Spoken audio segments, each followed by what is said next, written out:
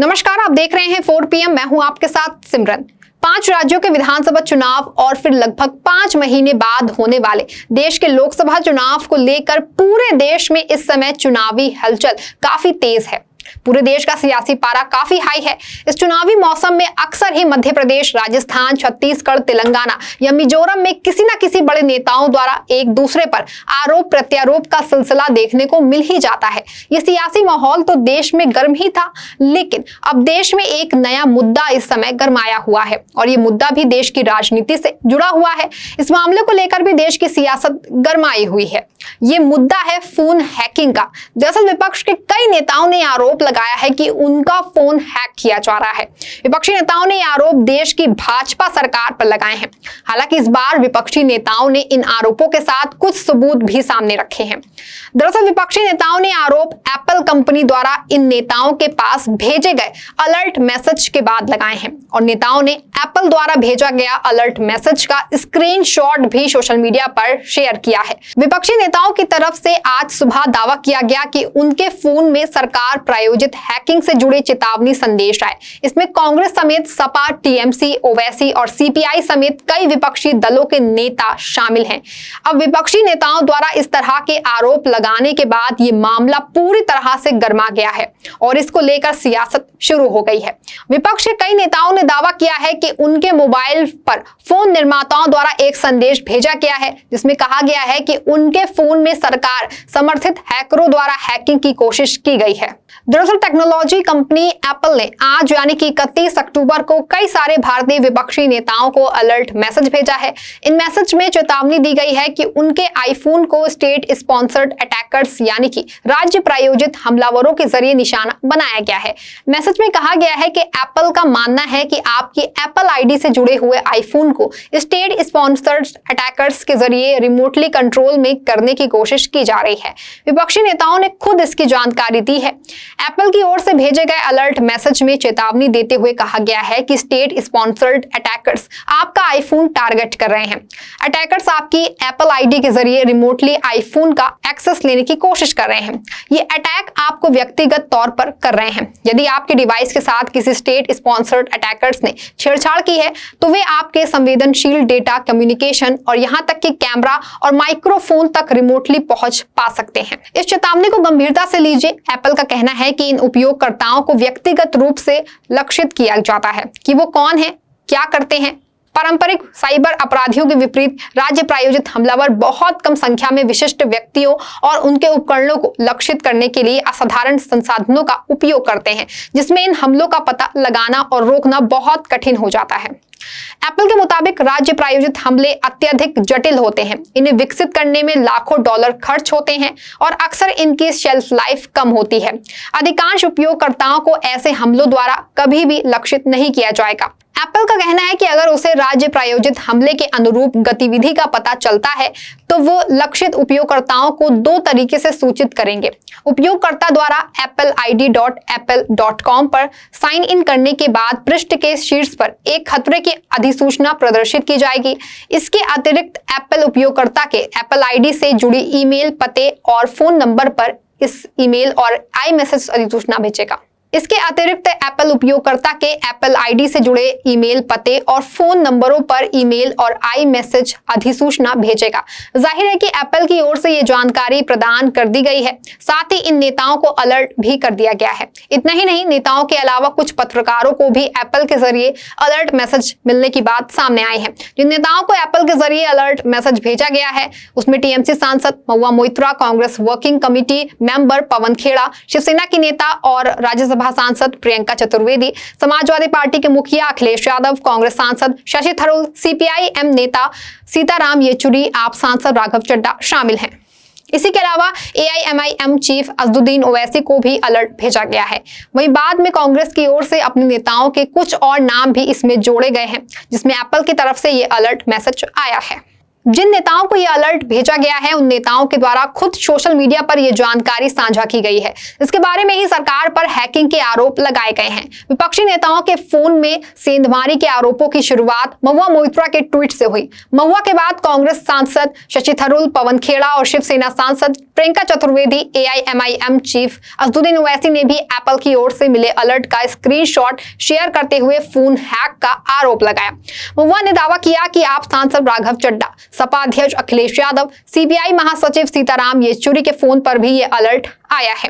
महुआ मोइत्रा ने एप्पल द्वारा भेजे गए अलर्ट का स्क्रीनशॉट शेयर करते हुए ट्वीट कर लिखा कि एप्पल से मुझे चेतावनी भरा संदेश और ईमेल मिला कि सरकार मेरे फोन और ईमेल को हैक करने की कोशिश कर रही है। एक जीवन मिलता है। अडानी और PMO के दबंग आपका डर मुझे आप पर दया करता है। अपने ट्वीट में प्रियंका चतुर्वेदी को टैग करते हुए मोइत्रा ने लिखा कि आपको, मुझे और 3 अन्य भारतीयों को अब तक ये मिल चुका है। इसके बाद महुआ ने एक और ट्वीट भी किया है। इसमें उन्होंने कई नेताओं को टैग किया है और साथ ही दोनों ट्वीट में उन्होंने गृह मंत्रालय को भी मेंशन किया है। साथ ही महुआ ने लिखा है कि यह आपातकाल से भी बदतर है। कांग्रेस सांसद शशि थरूर ने भी एप्पल के अलर्ट का स्क्रीनशॉट शेयर करते हुए ट्वीट कर इसकी जानकारी दी। थरूर ने लिखा कि ये मुझे एक एप्पल आईडी से प्राप्त हुआ है जिसे मैंने सत्यापित कर लिया है। प्रामाणिकता की पुष्टि की गई है। मेरे जैसे करदाताओं के खर्चों में अल्प रोजगार अधिकारों को व्यस्त रखने में खुशी हुई। करने के लिए और कुछ भी महत्वपूर्ण नहीं है। थरूर ने अपने इस ट्वीट में PMO इंडिया को भी टैग किया है। वहीं कांग्रेस नेता पवन खेड़ा ने लिखा कि प्रिय मोदी सरकार, आप ऐसा क्यों कर रहे हैं। शिवसेना UBT सांसद प्रियंका चतुर्वेदी ने भी को लेकर कई ट्वीट किए हैं। अपने पहले ट्वीट में प्रियंका ने गृह मंत्रालय को टैग करते हुए लिखा, आश्चर्यजनक है, कौन है ये। साथ ही उन्होंने लिखा है कि आपको शर्म आनी चाहिए। गृह मंत्रालय को टैग करते हुए उन्होंने लिखा कि आपके ध्यान आकर्षण के लिए अपने अगले ट्वीट में महुआ मोइत्रा के ट्वीट पर जवाब देते हुए प्रियंका ने सरकार पर तंज कसते हुए लिखा कि उनकी ताकत हमारी आवाज को चुप नहीं करा सकती है। सरकार को जवाब दे ठहरा कर रहेंगे। हैकिंग के इस अनैतिक और अवैध राज्य आयोजित प्रयासों के साथ या उसके बिना। वहीं अगले ट्वीट में प्रियंका ने लिखा कि कुछ मीडिया के अनुसार सरकारी सूत्र दावा कर रहे हैं कि मैलवेयर हमले और एप्पल एल्गोरिदम की खराबी के कारण ये संदेश आए। मजेदार बात यह है कि केवल विपक्ष को ही निगरानी का मेमो मिला है। यहां तक कि एल्गोरिदम भी अपनी पसंद में चयनात्मक था और ये कैसा बहाना है। एक अन्य ट्वीट में सरकार पर निशाना साधते हुए प्रियंका ने लिखा कि इसीलिए एप्पल ने विपक्षी सदस्यों को मिले संदेशों की प्रामाणिकता की पुष्टि की है। एप्पल का कहना है कि उसने राज्य प्रायोजित चेतावनी में यह स्पेसिफाइड नहीं किया है कि राज्य कौन है। इसीलिए अब ये सरकार पर निर्भर हो जाता है कि वो देश को बताए कि राज्य की किन एजेंसियों को इस तरह के परिष्कृत हैक से बच निकलने की अनुमति है। क्या सरकार ये सुनिश्चित करने के लिए जिम्मेदार नहीं है कि हमारा डेटा सुरक्षित है और इसमें समझौता नहीं किया गया है। अन्य भौगोलिक क्षेत्रों के राज्य अभिनेता भारत के विपक्ष को निशाना क्यों बनाना चाहते हैं। आइए जानते हैं कि कौन से स्टेट एक्टर्स को जासूसी और निगरानी पसंद है। कितनी शर्म की बात है। आप राज्यसभा सांसद राघव चड्ढा को भी ये अलर्ट मिल गया है। राघव ने इसके स्क्रीनशॉट शेयर करते हुए एक लंबा पोस्ट भी ट्वीट करते हुए लिखा है। राघव ने लिखा कि आज सुबह सुबह मुझे एप्पल से एक संबंधित सूचना मिली जिसमें मुझे मेरे फोन पर संभावित राज्य प्रायोजित स्पाईवेयर हमले के बारे में चेतावनी दी गई थी। अधिसूचना में कहा गया कि यदि आपके डिवाइस के साथ किसी राज्य प्रायोजित हमलावर ने छेड़छाड़ की है तो वे आपके संवेदनशील डेटा, संचार, यहाँ तक कि कैमरा और माइक्रोफोन तक दूरस्थ रूप से पहुंचने में सक्षम हो सकते हैं। राघव ने आगे लिखा कि मैं अपने संसदीय कर्तव्यों को निभाने के लिए अपने स्मार्टफोन का उपयोग करता हूं, अपने निर्वाचन क्षेत्र के सदस्यों के साथ जुड़ता हूं, अनुरोधों का समाधान करता हूं और सहायता प्रदान करता हूं।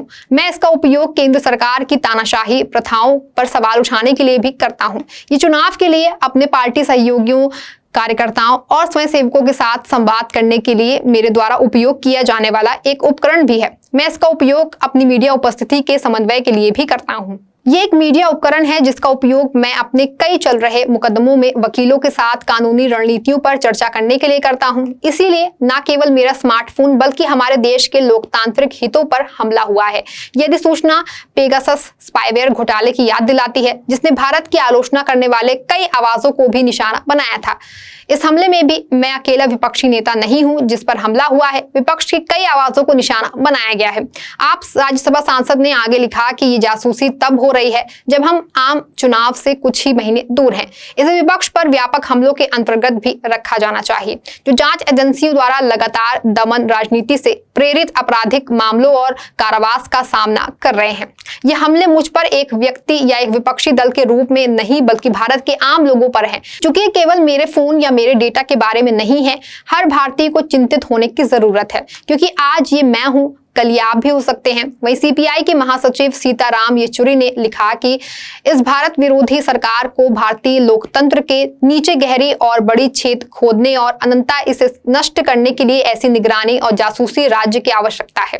वहीं AIMIM के मुखिया असदुद्दीन ओवैसी ने इस पर प्रतिक्रिया देते हुए कहा कि कल रात एप्पल 3 नोटिफिकेशन मिला। हमलावर मेरे फोन को निशाना बना सकते हैं। बहुत पर्दा है कि चिलमन से लगे बैठे हैं, साफ छुपते भी नहीं, सामने आते भी नहीं। जाहिर है कि सभी विपक्षी नेताओं ने इस अलर्ट पर सरकार को घेरा है और हमला बोला है। वहीं कांग्रेस सांसद राहुल गांधी ने भी इस बारे में प्रेस कॉन्फ्रेंस कर देश की मोदी सरकार को घेरा है। राहुल ने कहा कि कांग्रेस में कई लोगों को ऐसे संदेश आए हैं। इसमें KC वेणुगोपाल, सुप्रिया श्रीनेत, पवन खेड़ा शामिल हैं। भाजपा इस वक्त युवाओं का ध्यान भटकाने की कोशिश में है। राहुल ने कहा कि हिंदुस्तान की राजनीति में हमें समझ आ गई है, सिर्फ ध्यान भटकाने की राजनीति हो रही है कि देश की निगाह, विपक्ष की निगाह पिंजरे में बैठे हुए तोते की ओर ना चली जाए। राहुल ने आगे कहा कि जितनी टैपिंग करनी हो कर लो, मुझे फर्क नहीं पड़ता। अगर आपको मेरा फोन चाहिए तो मैं अपना फोन दे देता हूं आपको, लेकिन हम डरने वाले लोग नहीं हैं, लड़ने वाले लोग हैं, हम पीछे नहीं हटेंगे। वहीं इस मुद्दे पर भाजपा की ओर से भी प्रतिक्रिया सामने आई है। भाजपा की ओर से प्रेस कॉन्फ्रेंस कर भाजपा नेता रविशंकर प्रसाद ने कहा कि अगर विपक्ष को ऐसा लगता है कि उनकी जासूसी की जा रही है तो वो एप्पल के खिलाफ FIR क्यों दर्ज नहीं करा देते। रविशंकर प्रसाद ने कहा कि ये क्या मैसेज है, ये तो एप्पल ही करेगा। शशि थरूर जी खुद टेलीकॉम में रहे हैं, वो खुद एप्पल से क्यों जवाब नहीं मांग लेते। केंद्र सरकार के खिलाफ लगाए जा रहे ये सभी आरोप निराधार हैं। फिर भी अगर आपको लगता है तो विपक्षी सांसदों को एप्पल के खिलाफ प्रोटेस्ट करना चाहिए। अगर हिम्मत है तो FIR कर दें। जाहिर है कि इस मुद्दे को लेकर अब सियासत गरमाई हुई है। विपक्ष यहाँ सरकार पर जासूसी कराने और लोकतंत्र को दबाने का आरोप लगा रही है, तो वहीं दूसरी ओर सरकार इससे किनारा कर रही है। वैसे जाहिर है कि ये पहली बार नहीं है जब भारत सरकार पर विपक्षी नेताओं की जासूसी के आरोप लगे हों। इससे पहले 2019 और 2022 में कुछ रिपोर्ट्स में दावा किया गया था कि भारत समेत दुनिया भर के 100 से अधिक पत्रकारों और सामाजिक कार्यकर्ताओं की जासूसी हो रही है। इसके लिए दुनिया के सबसे ताकतवर हैकिंग सॉफ्टवेयर पेगासस का इस्तेमाल किया गया था, जिसे इजराइल की एक कंपनी ने तैयार किया था। न्यूयॉर्क टाइम्स के मुताबिक 2017 में भारत और इजराइल के बीच जो रक्षा सौदा हुआ था उसमें पेगासस स्पाईवेयर और एक मिसाइल प्रणाली की खरीद मुख्य रूप से शामिल थी। इजराइल से मिसाइल सिस्टम खरीदने के लिए दी गई थी। $2 अरब की भारी भरकम डील के दौरान उससे पेगासस स्पाईवेयर भी खरीदा गया था। वहीं पेगासस सॉफ्टवेयर से जुड़े मामले की निगरानी सुप्रीम कोर्ट के तहत एक कमेटी कर रही है और इसकी रिपोर्ट का इंतजार है। अदालत ने सेवानिवृत्त न्यायाधीश रविंद्रन की देखरेख में एक समिति का गठन किया है। यानी ये तो साफ है कि देश की मोदी सरकार विपक्षी नेताओं के खिलाफ इस तरह के हथियार आजमा रही है। और अब जब लोकसभा चुनाव में सिर्फ कुछ ही महीनों का समय बाकी रह गया है और ये भी जग जाहिर है कि भाजपा की हालत 2024 में काफी टाइट है, इसलिए संभव है कि इस तरह के प्रयासों के जरिए विपक्ष की नीतियों का पता लगाया जा सके। साथ ही उन्हें किसी न किसी आरोपों में फंसाने के लिए सरकार द्वारा ऐसे पैतरे आजमाए जा रहे हैं। फिलहाल अब देखना यह है कि ये मामला कितना तूल पकड़ता है, लेकिन ये तो सच है कि मोदी सरकार में किसी की कोई प्राइवेसी नहीं रह गई है और देश में अब लोकतंत्र भी सिर्फ नाम का है। इस खबर में आपके लिए बस इतना ही। आप देखते रहें 4 PM। धन्यवाद।